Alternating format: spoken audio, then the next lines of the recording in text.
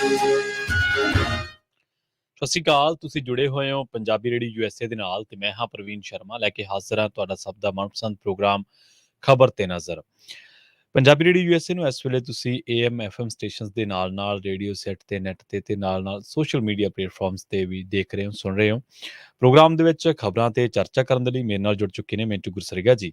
ਉਹਨਾਂ ਦਾ ਸਵਾਗਤ ਕਰਦੇ ਹਾਂ। ਪਹਿਲਾਂ ਫੇਰ ਕਰਦੇ ਹਾਂ ਖਬਰਾਂ ਤੇ ਚਰਚਾ। ਮਿੰਟੂ ਸਤਿ ਸ਼੍ਰੀ ਅਕਾਲ, ਸਵਾਗਤ ਹੈ ਜੀ ਪੰਜਾਬੀ ਰੇਡੀਓ USA ਤੇ। ਜੀ ਸ਼ੁਕਰੀਆ ਸਾਰਿਆਂ ਨੂੰ, ਸਤਿ ਸ੍ਰੀ ਅਕਾਲ ਜੀ।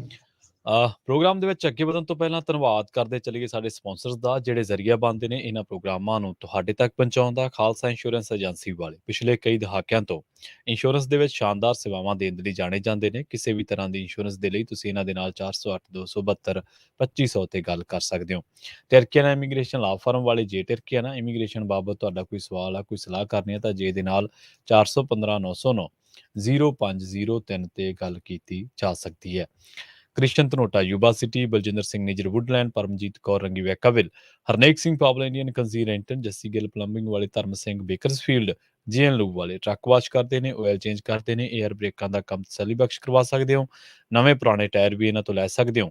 ਸੈਂਤਾ ਨੇਲਾ ਦੀ ਲੋਕੇਸ਼ਨ ਹੈ, ਨੇਮਾ ਸਹੋਤਾ ਦੇ ਨਾਲ ਗੱਲ ਕਰ ਸਕਦੇ ਹੋ 209 277 0113 ਤੇ।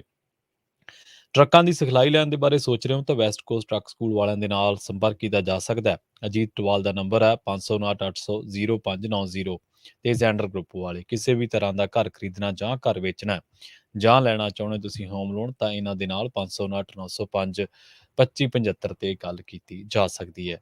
ਮੈਨੂੰ ਜੀ ਖਬਰਾਂ ਦੇ ਵੱਲ ਆਈਏ ਤੇ ਸ਼ੁਰੂਆਤ ਕਰੀਏ ਦੀਪਕ ਟੀਨੂ ਦੀ ਫਰਾਰੀ ਤੋਂ। ਸੁਣਨ ਦੇ ਵਿੱਚ ਆ ਰਹੀਆਂ ਗੱਲਾਂ ਵੀ ਅਫਰੀਕਾ ਨੂੰ ਨਿਕਲ ਗਿਆ ਦੀਪਕ ਟੀਨੂ।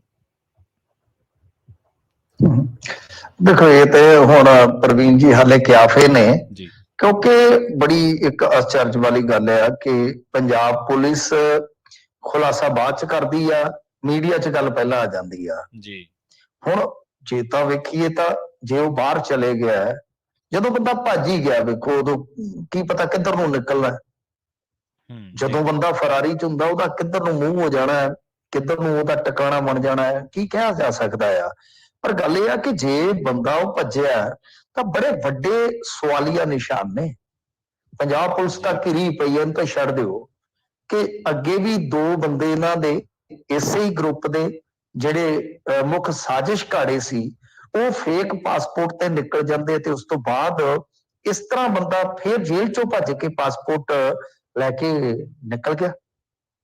ਜੇ ਇਹ ਗੱਲਾਂ ਸੱਚੀਆਂ ਨੇ ਤਾਂ ਇਹ ਤੇ ਇਸ ਤਰ੍ਹਾਂ ਲੱਗਦਾ ਕਿ ਜਿਸ ਤਰ੍ਹਾਂ ਕੋਈ ਬੰਦਾ ਪਾਸਪੋਰਟ ਜਿਹੜਾ ਜੇਲ੍ਹਾਂ 'ਚ ਡਿਲੀਵਰ ਕਰੀ ਜਾਂਦਾ ਹੋਵੇ ਤੇ ਬਸ ਤੁਸੀਂ ਇੱਥੋਂ ਨਿਕਲੋ, ਇੱਥੋਂ ਨਿਕਲ ਕੇ ਟਿਕਟ ਟੁਕਟ ਤੁਹਾਡਾ ਇੰਤਜ਼ਾਮ ਹੈਗਾ, ਜਹਾਜ਼ੇ ਬੈਠੋ ਤੇ ਆਪਦਾ ਪਾਰ ਹੋਵੋ ਜੀ। ਇਹ ਕਿਸ ਤਰ੍ਹਾਂ ਦਾ ਚੱਲਦਾ ਪਿਆ ਜੁਗਾੜ?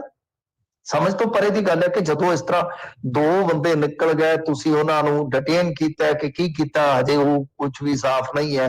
ਹਾਲਾਂਕਿ ਆਫੀਸ਼ੀਅਲੀ ਕਹਿ ਲਓ ਕਿ ਫੋਰਨ ਮਿਨਿਸਟਰੀ ਦੀ ਸਟੇਟਮੈਂਟ ਜ਼ਰੂਰ ਆਈ ਆ, ਪਰ ਉਹ ਕਦੋਂ ਆਉਣਗੇ ਕਦੋਂ ਨਹੀਂ ਆਉਣਗੇ ਉਹ ਬਾਅਦ ਦੀਆਂ ਗੱਲਾਂ ਹੈ। ਤੇ ਉਸ ਤੋਂ ਬਾਅਦ ਵੀ ਬੰਦਾ ਜੇਲ੍ਹ ਤੋੜ ਕੇ ਨਿਕਲ ਜਾਂਦਾ। ਜੇਲ੍ਹ ਤੋੜਨ ਵਾਲੀ ਗੱਲ ਹੈ, ਜਦੋਂ ਕਸਟਡੀ ਚ ਕੋਈ ਨਿਕਲਦਾ, ਹਵਾਲਾਤ ਤੋੜ ਕੇ ਭੱਜਣ ਵਾਲੀ ਗੱਲ ਹੈ ਨਾ। ਕਸਟਡੀ ਤੋੜ ਕੇ ਨਿਕਲਿਆ, ਉਹ ਚਾਹੇ ਉਹਦਾ ਜੁਗਾੜ ਲਾ ਗਿਆ ਜਿੱਦਾਂ ਮਰਜ਼ੀ ਹੈ, ਤਾਂ ਉਹ ਕਸਟਡੀ ਤੋੜ ਕੇ ਭੱਜਿਆ ਬੰਦਾ ਜਿਹੜਾ ਉਹ ਆਸਾਨੀ ਨਾਲ ਜੇ ਅਫਰੀਕਾ ਨਿਕਲ ਗਿਆ ਤਾਂ ਇਹਦਾ ਮਤਲਬ ਇਹ ਹੈ ਕਿ ਤੁਹਾਡੇ ਕੋਲ ਕੁਝ ਵੀ ਇਸ ਤਰ੍ਹਾਂ ਦਾ ਪ੍ਰਬੰਧ ਹੈ ਨਹੀਂਗਾ ਕਿ ਤੁਸੀਂ ਆਉਣ ਵਾਲੇ ਸਮੇਂ ਦੇ ਵਿੱਚ ਵੀ ਇਹ ਮੁੱਦੇ ਜਿਹੜੇ ਆ ਉਹ ਰੋਕ ਸਕੋ ਜੋ ਵਾਪਰਦੇ ਪਏ ਨੇ। ਤਾਂ ਬੜੇ ਵੱਡੇ ਸਵਾਲ।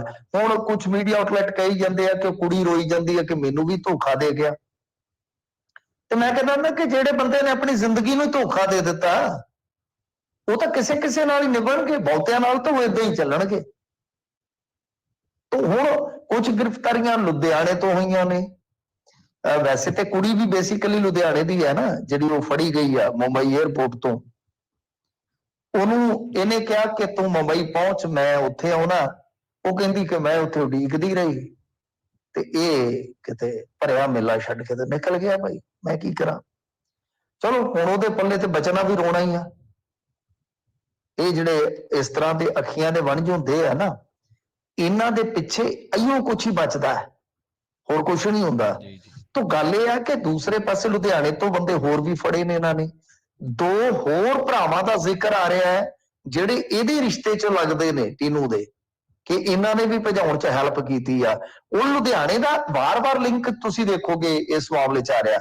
ਇਹ ਹਥਿਆਰ ਜਿਨ੍ਹਾਂ ਨੇ ਪਹੁੰਚਾਏ ਸਨ ਸਿੱਧੂ ਮੂਸੇਵਾਲਾ ਹੱਤਿਆਕਾਂਡ 'ਚ, ਉਹ ਹਥਿਆਰਾਂ ਦੇ ਮਾਮਲੇ ਦੇ ਵਿੱਚ ਵੀ ਇੱਕ ਟਰਾਂਸਪੋਰਟਰ ਲੁਧਿਆਣੇ ਦਾ ਫੜਿਆ ਗਿਆ, ਕਿਉਂਕਿ ਲਾਰੈਂਸ ਦਾ ਜਾਣੂ ਸੀਗੀ, ਲਾਰੈਂਸ ਦਾ ਕਲਾਸਮੇਟ ਸੀਗਾ, ਸੌਰੀ ਜਾਣੂ ਨਹੀਂ ਸੀਗਾ, ਉਹ ਇਹਦਾ ਕਲਾਸਮੇਟ ਸੀ ਸ਼ਾਇਦ ਜੀ।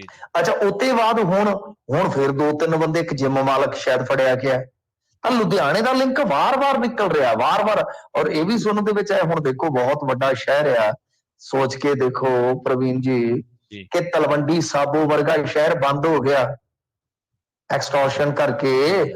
ਸਾਰਾ ਇਹ ਪੰਜਾਬ ਦੀ ਹਿਸਟਰੀ 'ਚ ਪਹਿਲਾ ਹੋਏਗਾ ਮੇਰੇ ਖਿਆਲ ਦੇ ਨਾਲ ਅਧਿਆਏ ਕਿ ਜਦੋਂ ਇੱਕ ਸ਼ਹਿਰ ਹੀ ਬੰਦ ਹੋ ਗਿਆ ਸਿਰਫ ਐਕਸਟੋਰਸ਼ਨ ਕਰਕੇ, ਕਿ ਐਕਸਟੋਰਸ਼ਨ ਬੜੀ ਜ਼ਿਆਦਾ ਹੋ ਰਹੀ ਹੈ ਜੀ। ਤਾਂ ਲੁਧਿਆਣਾ ਇੰਡਸਟਰੀਅਲ ਹੱਬ ਹੈ, ਉੱਥੇ ਕੀ ਕੁਝ ਹੁੰਦਾ। ਤਾਂ ਮੈਂ ਵਾਰ-ਵਾਰ ਤਾਂ ਹੀ ਕਹਿ ਰਿਹਾ ਕਿ ਲੁਧਿਆਣੇ ਦਾ ਲਿੰਕ ਵਾਰ-ਵਾਰ ਇਸ ਸਾਰੇ ਐਪੀਸੋਡ ਨੂੰ ਜਿਹੜਾ ਤੁਸੀਂ ਵੇਖੋਗੇ ਮਈ ਦੇ ਅੰਤ ਤੋਂ ਲੈ ਕੇ ਚੱਲਦਾ ਹੁਣ ਤੱਕ, ਲੁਧਿਆਣੇ ਦਾ ਲਿੰਕ ਨਿਕਲੇਗਾ, ਪਰ ਗੁੱਜਾ ਨਿਕਲੇਗਾ। ਤਾਂ ਗੱਲ ਇਹ ਆ ਕਿ ਹੁਣ ਜੋ ਮਰਜ਼ੀ ਆ ਪੰਜਾਬ ਪੁਲਿਸ ਹੱਥ ਪੈਰ ਮਾਰ ਰਹੀ ਆ, ਕੀ ਪਲਾਈ ਕਹਿੰਦੇ ਹੱਥ ਮਾਰਨਾ, ਉਹ ਮਾਰ ਰਹੀ ਆ। ਪਰ ਹਾਲ ਦੀ ਘੜੀ ਉਹ ਟੀਨੂ ਕਿੱਥੇ ਆ, ਅਫਰੀਕਾ, ਅਮਰੀਕਾ ਜਾਂ ਟਿਊਨੀਸ਼ੀਆ, ਇੰਡੋਨੇਸ਼ੀਆ, ਕੁਛ ਵੀ ਨਹੀਂ ਪਤਾ ਹੈਗਾ। ਇਹ ਸਿਰਫ ਅੰਦਾਜ਼ੇ ਆ। ਹੁਣ ਪੱਤਰਕਾਰ ਤੇ ਏਦਾਂ ਦੱਸ ਰਿਹਾ ਜਿਵੇਂ ਉਹ ਕਾਰ ਚਲਾ ਕੇ ਲੈ ਕੇ ਗਏ ਹੋਣ ਕਿ ਤੁਸੀਂ ਪਿੱਛੇ ਬੈਠੋ ਜੀ ਦੋਨੇ ਜੀ, ਅਸੀਂ ਕਾਰ ਚਲਾ ਕੇ ਲੈ ਕੇ ਚੱਲਦੇ ਆ।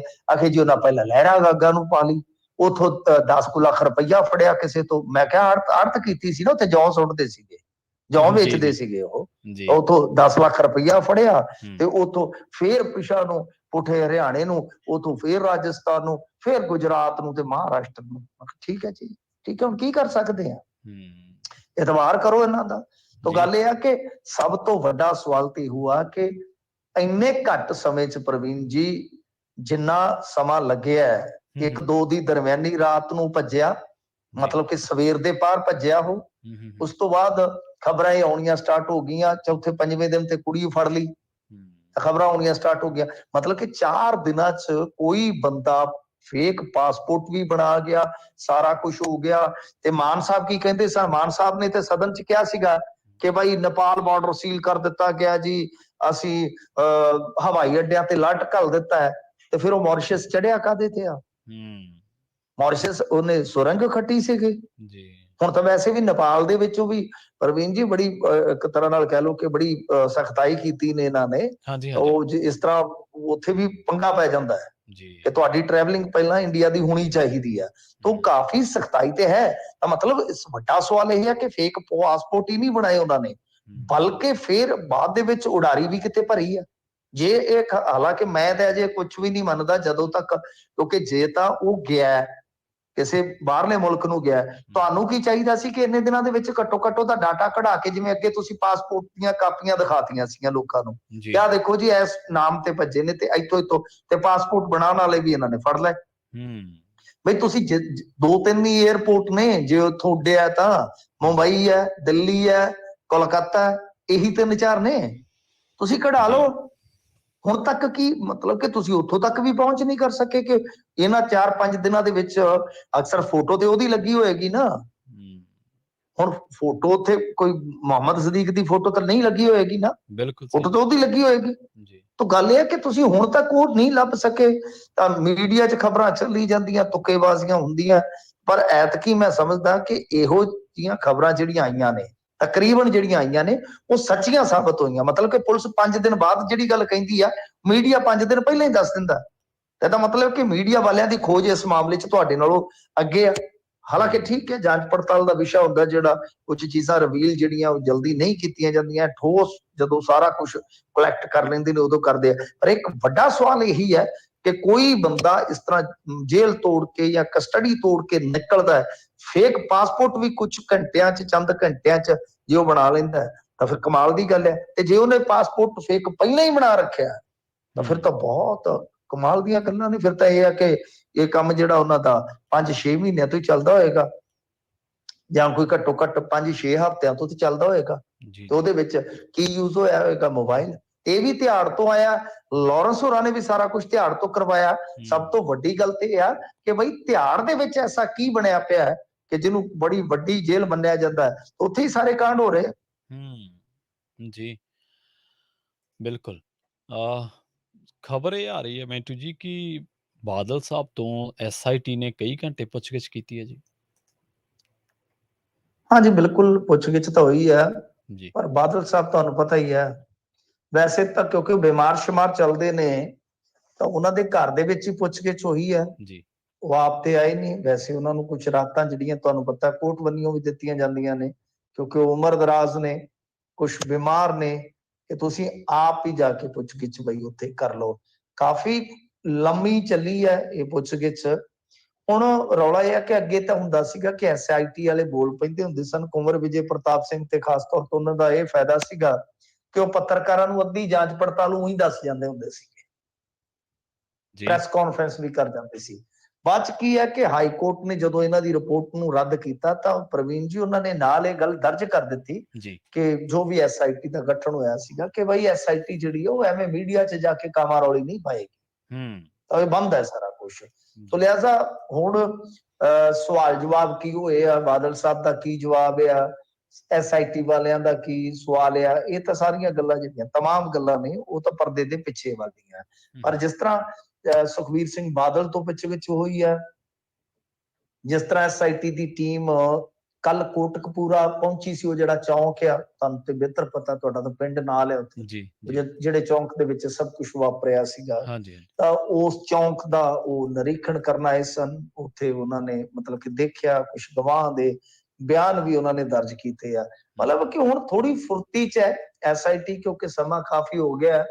ਵੈਸੇ ਵੀ ਤੁਹਾਨੂੰ ਪਤਾ ਹੈ ਕਿ ਜਦੋਂ ਬਰਗਾੜੀ ਇਕੱਠ ਹੋਣਾ ਹੁੰਦਾ, ਹੁਣ ਬਰਗਾੜੀ ਇਕੱਠ, ਵੈਸੇ ਤਾਂ ਮੋਰਚਾ ਵੀ ਦਫੇੜ ਹੋ ਗਿਆ ਨਾ, ਤੁਹਾਨੂੰ ਤੱਕ ਖਬਰ ਆ ਗਈ ਹੋਣੀ ਹੈ ਕਿ ਸੁਖਰਾਜ ਅਲੱਗ ਹੋ ਗਿਆ ਤੇ ਦੂਜੇ ਪਾਸੇ ਜਿਹੜੇ ਹੈਗੇ ਸੀ ਗੁਰਜੀਤ ਦੇ ਘਰ ਵਾਲੇ, ਉਹ ਅਲੱਗ ਹੋ ਗਏ ਨੇ, ਸਾਧੂ ਸਿੰਘ ਹੋਰੀ, ਤੋਂ ਅਲੱਗ-ਅਲੱਗ ਹੋ ਗਏ ਨੇ ਉਹ।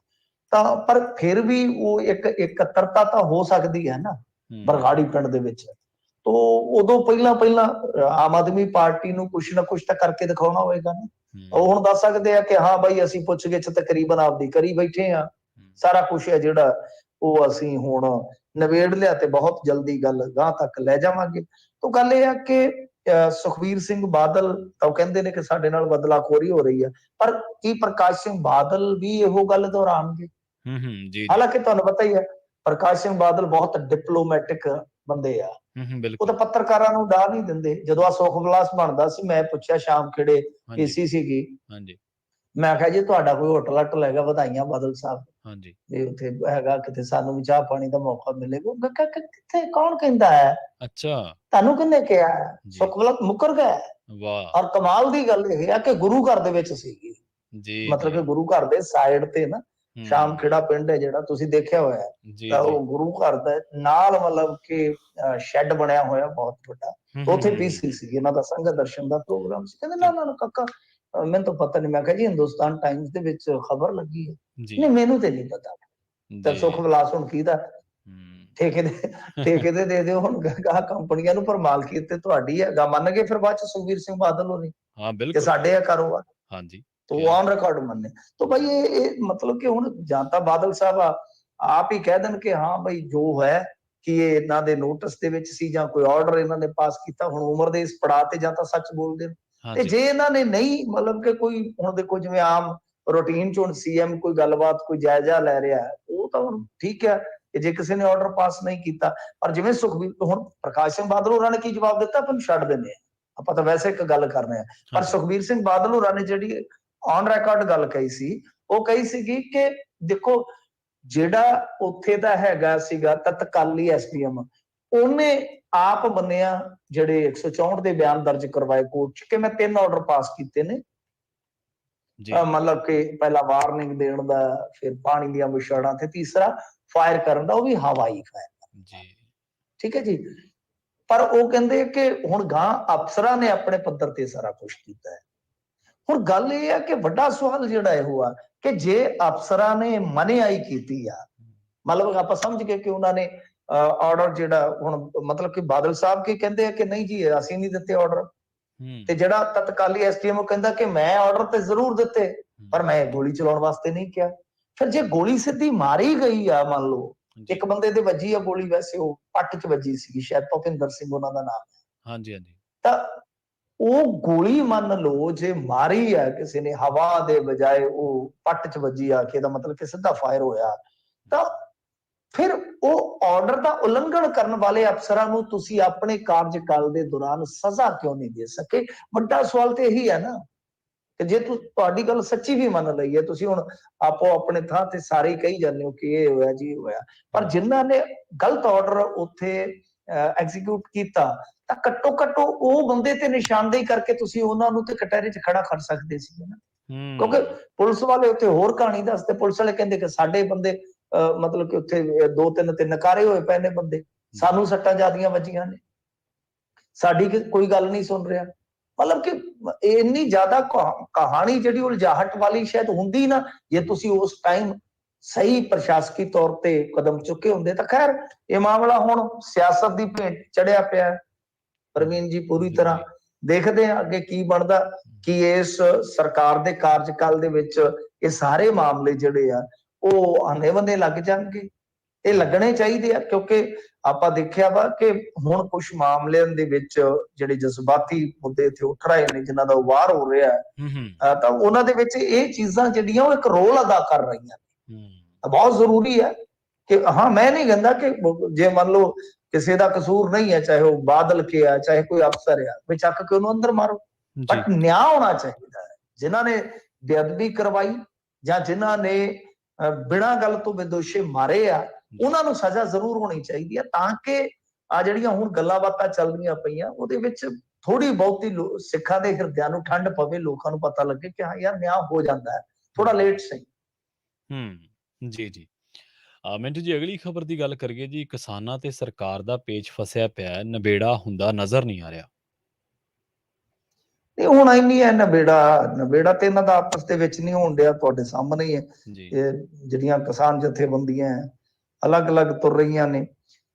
ਖੈਰ ਦੇਖੋ, ਗੱਲ ਕੀ ਹੈ ਕਿ ਸੀਐਮ ਨੇ ਬੀਤੇ ਦਿਨ ਹੀ ਕਹਿ ਦਿੱਤਾ ਸੀਗਾ ਕਿ ਦੇਖੋ ਇਹਨਾਂ ਦੀਆਂ ਮੰਗਾਂ ਮੈਂ ਮੰਨ ਲਈਆਂ ਨੇ, ਪਰ ਇਹ ਕਹਿੰਦੇ ਆ ਲਿਖਤੀ ਦਿਓ ਤੇ ਸਾਨੂੰ ਥੋੜਾ ਸਮਾਂ ਲੱਗਦਾ ਹੈ।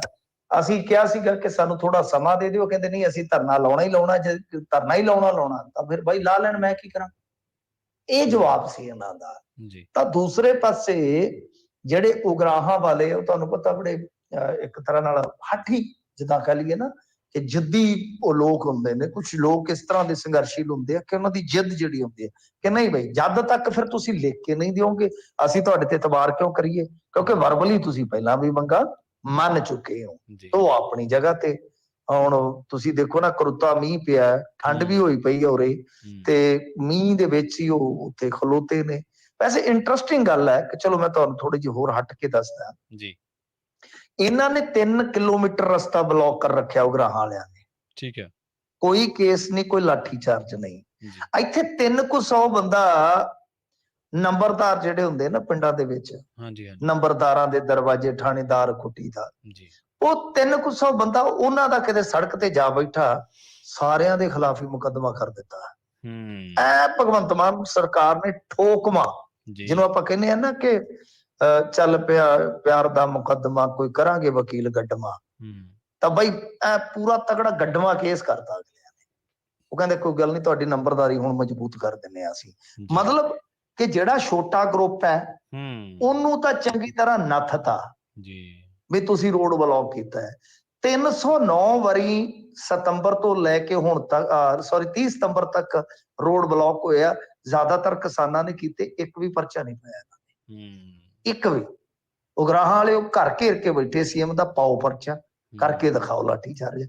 ਤੇ ਜੇ ਉਹ ਜਾਂਦੇ ਨੇ ਵਿਚਾਰੇ ਆ PhD ਕੀਤੀ ਹੈ ਜਿਨ੍ਹਾਂ ਨੇ, ਪ੍ਰੋਫੈਸਰ ਵਗੈਰਾ ਜਿਨ੍ਹਾਂ ਨੇ ਲੱਗਣਾ ਹੁੰਦਾ, ਤੁਹਾਨੂੰ ਪਤਾ ਹੀ ਹੈ, ਤੇ ਉਹਨਾਂ ਨੂੰ ਇਹ ਸ਼ੁਲਕ ਦਿੰਦੇ ਆ 5 ਮਿੰਟਾਂ 'ਚ, 10 ਮਿੰਟਾਂ 'ਚ।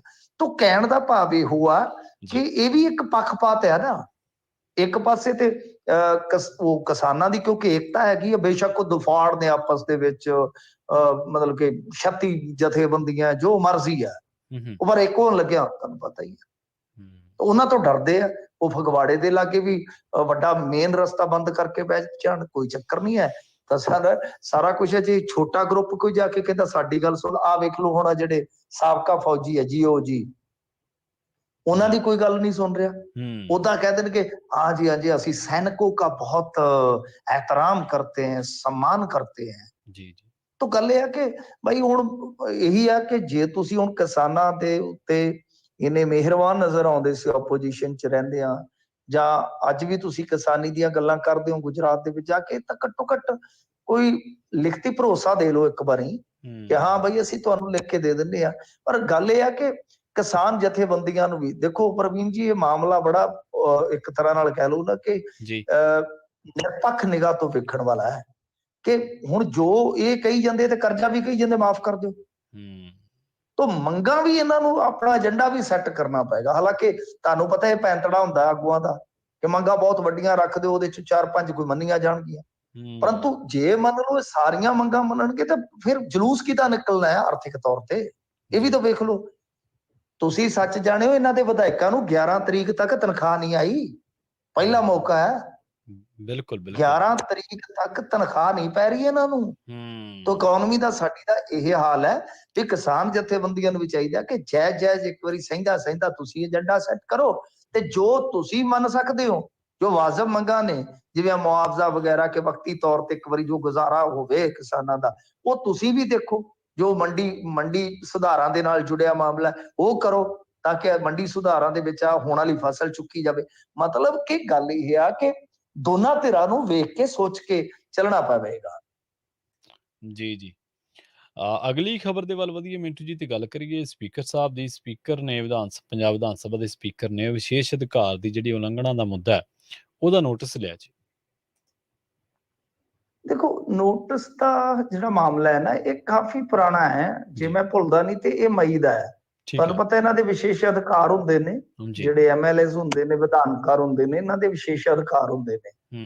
ਤੇ ਵੈਸੇ ਇਹ ਵੀ ਮੈਂ ਤੁਹਾਨੂੰ ਯਾਦ ਕਰਵਾਉਂਦਾ ਜਾਵਾਂ, ਕਈ ਵਾਰ ਇਹੋ ਜਿਹਾ ਵੀ ਮੌਕਾ ਬਣਿਆ ਕਿ ਵਿਸ਼ੇਸ਼ ਅਧਿਕਾਰ ਹਾਨਣ ਦਾ ਕਿਸੇ ਨੇਤਾ ਨੂੰ 2 ਵਾਰ ਨੋਟਿਸ ਹੋਇਆ, ਤੇ ਉਹ ਆਪਣੀ ਐਮਐਲਏਸ਼ਿਪ ਕਰਕੇ ਵੀ ਚਲਾ ਗਿਆ, ਐਮਪੀ ਵੀ ਬਣ ਗਿਆ, ਮੁੜ ਕੇ ਹਾਰ ਵੀ ਗਿਆ ਜੀ।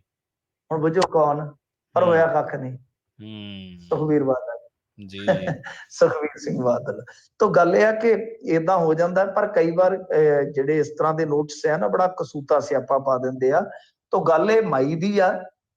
ਹੋਇਆ ਕੀ ਸੀ ਕਿ ਪ੍ਰਤਾਪ ਸਿੰਘ ਬਾਜਵਾ ਨੇ ਨੋਟਿਸ ਦਿੱਤਾ ਸੀਗਾ, ਵਿਸ਼ੇਸ਼ ਅਧਿਕਾਰ ਹਨਨ ਨੋਟਿਸ ਜਿਹੜਾ ਹੁੰਦਾ ਹੈ, ਕਿ ਬਈ ਇਹਦੇ ਚ ਹੋਇਆ ਕੀ ਕਿ ਉਹਨਾਂ ਨੇ ਇੱਕ ਮੀਟਿੰਗ ਬੁਲਾਈ ਹੋਈ ਸੀਗੀ, ਬਲਾਕ ਵਿਕਾਸ ਤੇ ਪੰਚਾਇਤ ਅਫਸਰ ਧਾਰੀਵਾਲ, ਫਿਰ ਮਤਲਬ ਕਿ ਜੋ ਵੀ ਮਤਲਬ ਹੋਰ ਜਿਹੜੇ ਉੱਥੇ ਆਉਣੇ ਸੀਗੇ।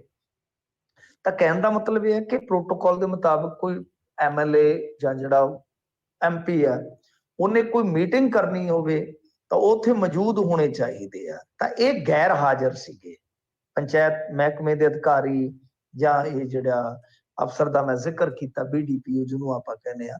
ਤਾਂ ਇਸ ਗੱਲ ਨੂੰ ਪ੍ਰਤਾਪ ਸਿੰਘ ਬਾਜਵਾ ਨੇ ਦਿਲ ਤੇ ਲਾ ਲਿਆ, ਗੱਲ ਦਿਲ ਤੇ ਲੱਗੀ, ਇਹ ਦੁੱਖ ਇਹੋ ਮਾਰਦਾ, ਤੇ ਉਹਨਾਂ ਨੇ ਫਿਰ ਸ਼ਿਕਾਇਤ ਕਰ ਦਿੱਤੀ ਕਿ ਇਹਨਾਂ ਦੀ ਕੀ ਜਾ ਆ ਕਿ ਪ੍ਰੋਟੋਕਾਲ ਤੋੜਨ।